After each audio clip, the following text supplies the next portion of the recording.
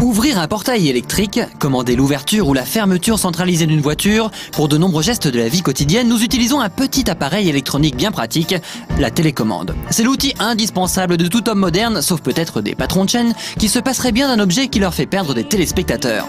Car si la télécommande permet d'ouvrir des portails et de fermer sa voiture, elle est depuis son origine principalement utilisée pour changer de chaîne à la télé ou éteindre le poste. Allez, pour quelques minutes encore, on va vous demander de ne pas appuyer sur le petit bouton rouge. Retour sur un objet qui a révolutionné nos vies. Il était une fois la télévision. Cette vieille dame, née dans les années 20, s'est installée petit à petit dans les salons de millions de personnes partout dans le monde. Les premiers postes se commandaient grâce à des boutons situés près de l'écran. Pour changer de chaîne ou éteindre le poste, il fallait se lever de son fauteuil et marcher quelques mètres. Autrement dit, il fallait faire un effort et ça ne pouvait plus durer. Jusqu'à ce jour de l'année 1950 où le fabricant américain de téléviseurs Zenith Radio Corporation annonça le lancement de la Lazy Bones, la première télécommande pour télévision. Une révolution! Il devenait possible de changer de chaîne sans bouger de son canapé.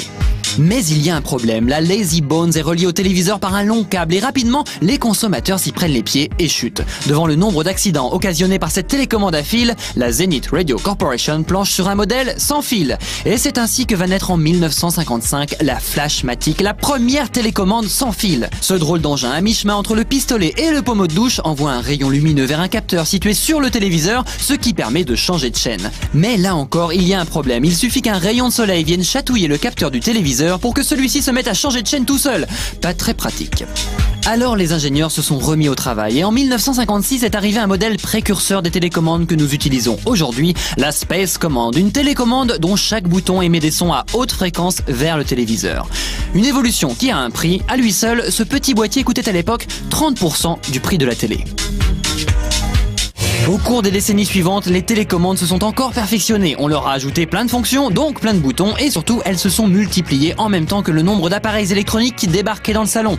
Magnétoscope, lecteur DVD, décodeur satellite, chaîne hi-fi, jeux vidéo. On estime aujourd'hui qu'il y a en moyenne 4 télécommandes par foyer, mais c'est souvent plus. D'où l'intérêt des télécommandes universelles qui permettent de piloter à distance plusieurs appareils de marques différentes. La première a été créée en 1987. Avec son look de calculatrice scientifique, elle n'a pas rencontré un très grand succès. Mais depuis, d'énormes progrès ont été faits et aujourd'hui on trouve dans le commerce des télécommandes universelles au design soigné avec de grands écrans à cristaux liquides et des fonctions supplémentaires. Prochaine étape, la télécommande sans télécommande. Changer de chaîne en claquant des doigts ou en clignant des yeux, ce n'est peut-être pas aussi futuriste que ça.